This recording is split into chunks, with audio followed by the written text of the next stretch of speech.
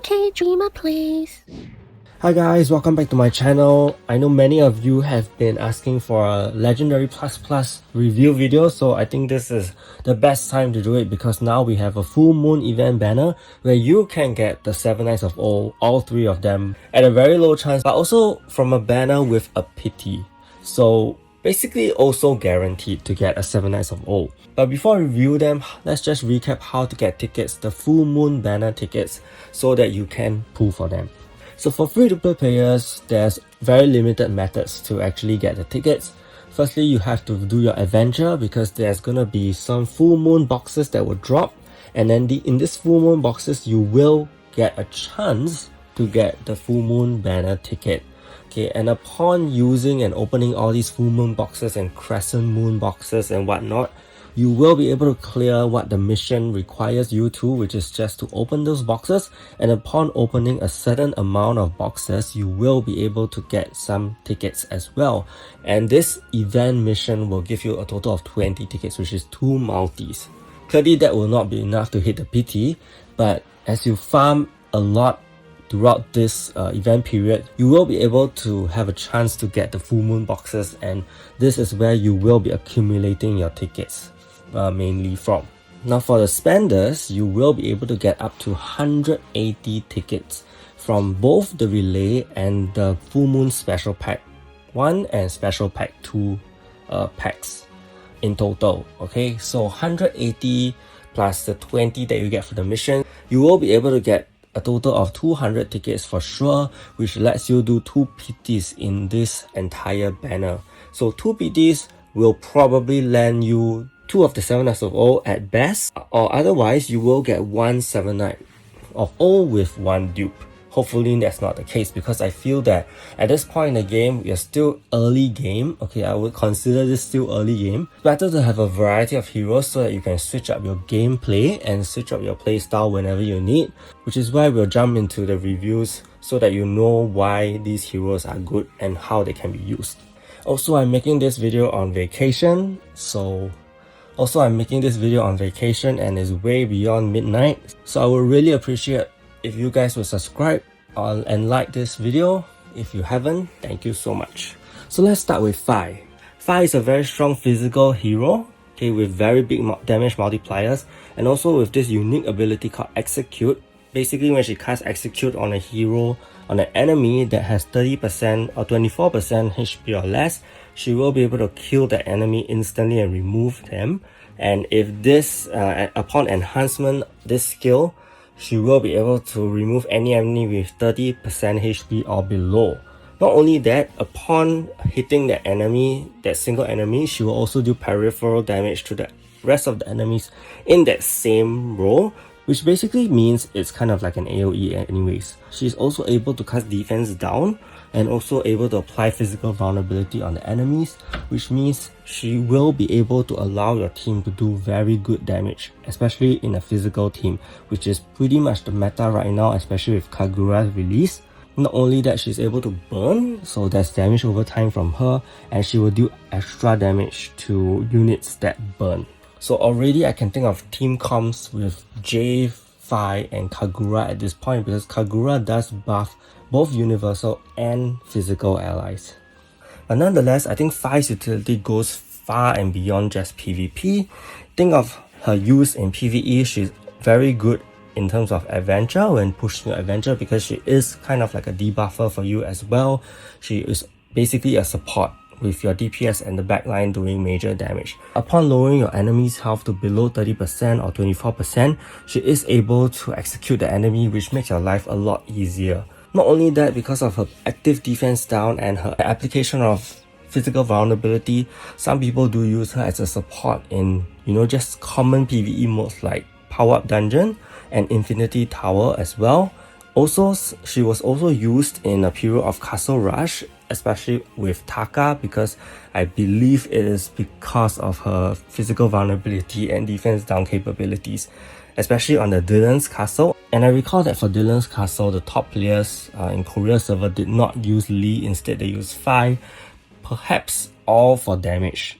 And I would think that if Dylan's does land the single target on Fi, she would revive anyway, so it doesn't really matter. And of course, I don't have to talk about PvP as well as upcoming Guild War. So you will definitely see a lot of use for 5. And I feel that based on past experience from 7 Nights 1, physical meta tends to always come and go. So I feel that 5 will always be able to be slotted into teams when physical teams see a comeback, and that makes 5 viable again. Next up, we have JURI. For JURI, she is a very strong support unit, not so much of a magic DPS. And I would say that she is mainly used in PvP, but I will talk about her PvE uses later. In PvP, she's mainly used with the magic team, especially with Mercure and Vanessa, because Vanessa has the ability to cast defense down passively, while JURI is able to cast defense down actively. So both of them can lower the defense of the enemies by a lot.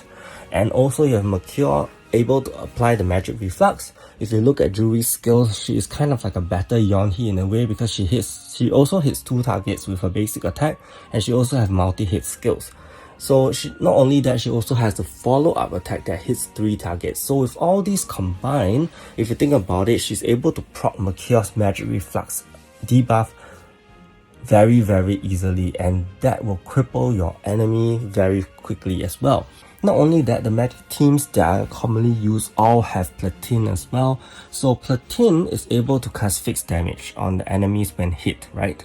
So that also cripples enemy very quickly. But more importantly, JURI does have the unique ability to cast Souldeath, and Souldeath actually prevents revival, be it in immortality, indomitable. So once you land the Souldeath on the enemy, they will not be able to revive, and this cucks a lot of meta units such as Kagura, such as Tyo, such as Fai even.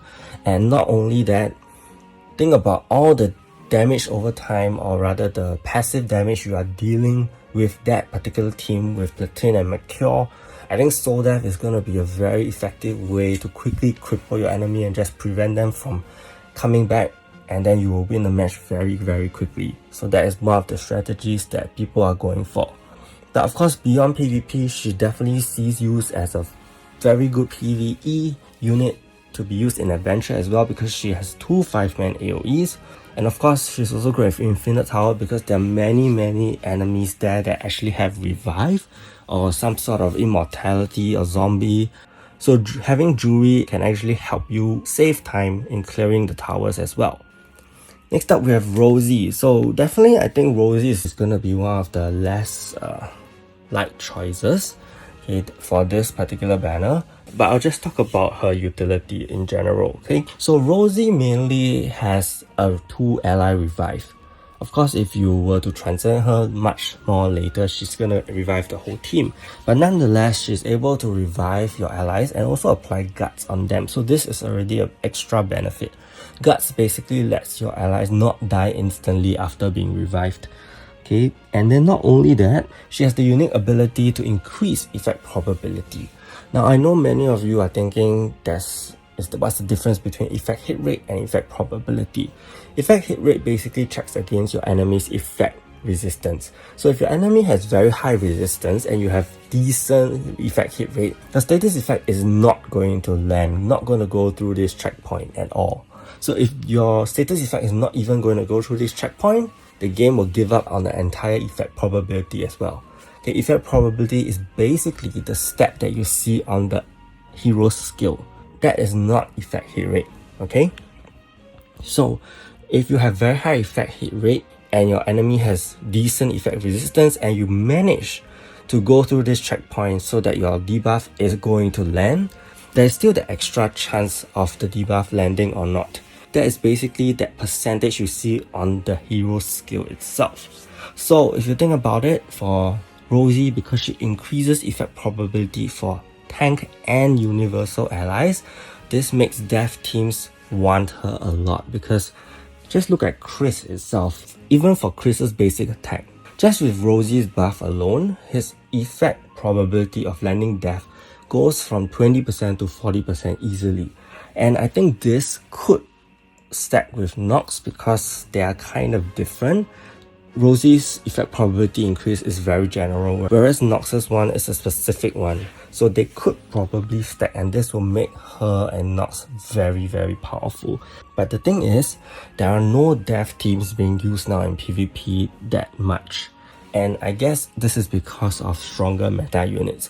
But Rosie was actually a very, very strong, in fact, one of the strongest 7 Knights of all in the early game in Korea server, because we had a meta with Spike being used, we had Jave being used, we have Eileen being used, and all these are universal status inducing units, which have already stepped down from the current meta.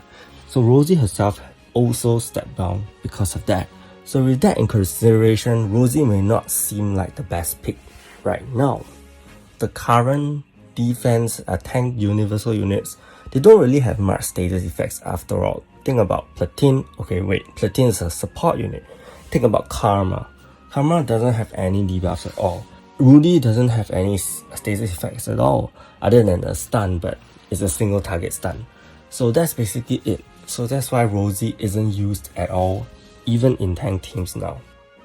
But beyond her users in PvP, you can also consider her users in PvE, because think about the death team in your nightmare adventure pushing. Having Rosie with Chris and Nox there is gonna give you such an easy time with increased death probability. And this allows your Chris to easily just kill off all the enemies with death itself, landing death itself, letting the damage over time take place, and you don't really have to struggle too much. So I see that as a very good benefit of having Rosie itself, provided you do have Nox and Chris already built as well. And this concept of a death team cheesing through PvE is also good in Infinite Tower, because death does work there as well. So with this review and analysis, I hope that you can make your choice better.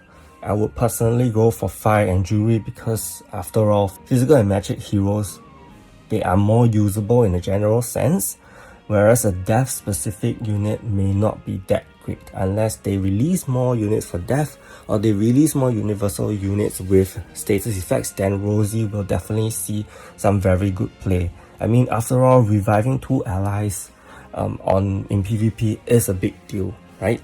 So personally, if you did manage to get one of the units, 7 Knights of O, I would actually swap them out, because I feel that having more units gives you better flexibility in terms of using different teams in different gameplays, and also allow you to catch up to future metas if possible.